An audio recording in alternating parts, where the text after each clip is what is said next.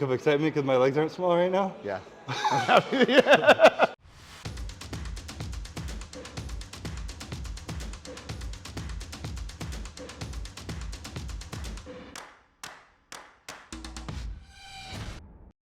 What's up guys and welcome. You are watching Fuzzy Fitness.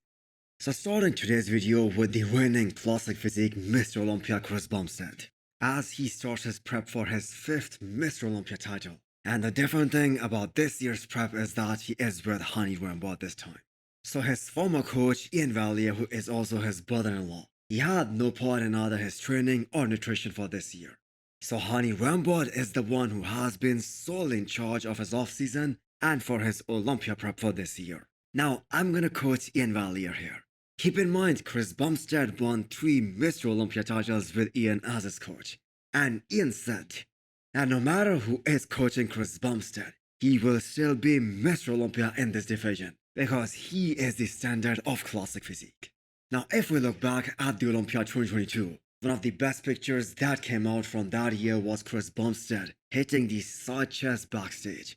The detail that we saw in the side of his legs, that was something never seen from him before. So 11 weeks out of the Olympia and with Hany Rambod saying that Chris looks to be in a better starting point compared to 2022. That is nothing but bad news for all the top competitors. And those top competitors include Urs, Ramon, and Terence Ruffin. I think you're definitely better starting point than last year. Now, we do not know for how long Chris Bumstead wants to stay in the combative side of the sport, or how many Olympia titles does he want to win before he decides to retire. You never know, that could happen this year. This could very well be his last Mr. Olympia. But keep in mind, I am just speculating here.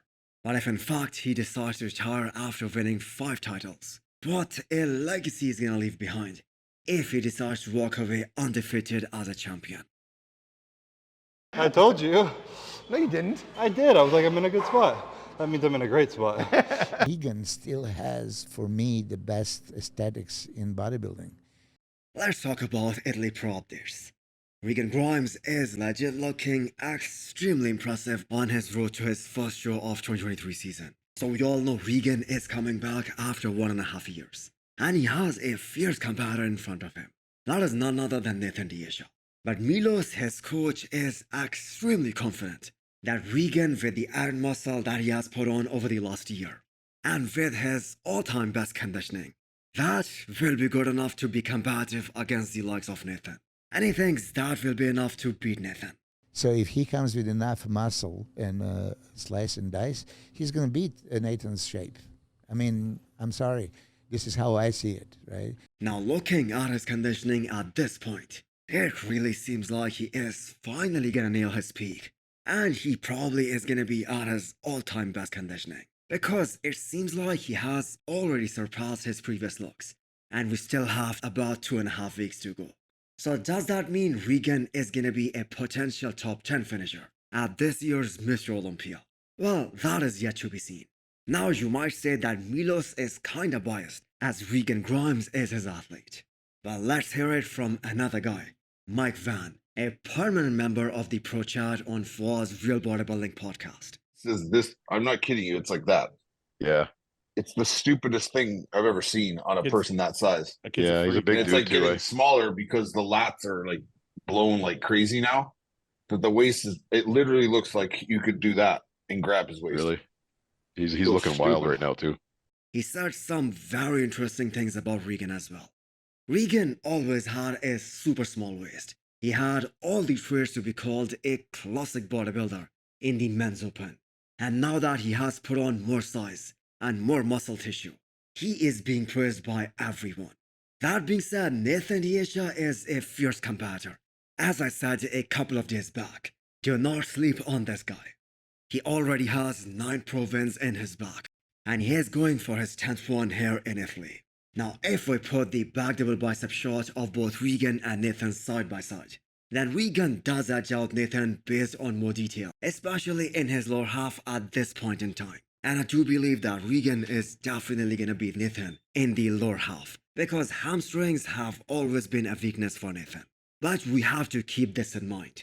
These are Instagram pictures. And another thing that we all need to remember is that Nathan changes extremely fast, especially in the last couple of weeks. So this isn't his final look. And these are Instagram pictures and they do not mean anything. The shows are won on stage when all the competitors stand under the same lights. So who do you guys have your money on, Nathan or Regan? Do let me know in the comments below. Nathan, pose by pose, him against Regan, front of biceps, lat spreader, and pretty much Nathan see him beating Regan in every pose. And then he asked me the same question, and I've seen Regan beat him in every pose. You know? Another guy I really want to see get compared with these guys is Awodibu. And if he surpasses his Indie or the New York Pro look from last year, that will be a big win for him. And not just a win for him, I think he might fight for the title there. He really disappointed not only just his fans at the Olympia and Chicago Pro, but himself as well. Because the way he showed up, especially conditioning wise, that was a really bad look. And that was really bothersome not only just for his fans, but bodybuilding fans in general. Because now they are really skeptical about his true potential. And rather what we saw last year at Indy and the New York Pro, that was just a one-off. Now I truly believe that Blessing has really good potential, especially his upper half. He is round, he is 3D, he is bubbly. So he really needs to nail his peak and show the bodybuilding world that he means business. So what do you guys think? Can Blessing beat Regan or Nathan if he comes in at his all-time best? In my opinion, he isn't there just yet. He still needs more time. But it will be really fun to watch him get compared with these two, especially with Nathan the Asha, because both Blessing and Nathan have been talking a lot of trash, and they have a score to settle here. So hit the thumbs up button if you liked the video, and smash the subscribe button if you wanna come back for more. Thanks for watching.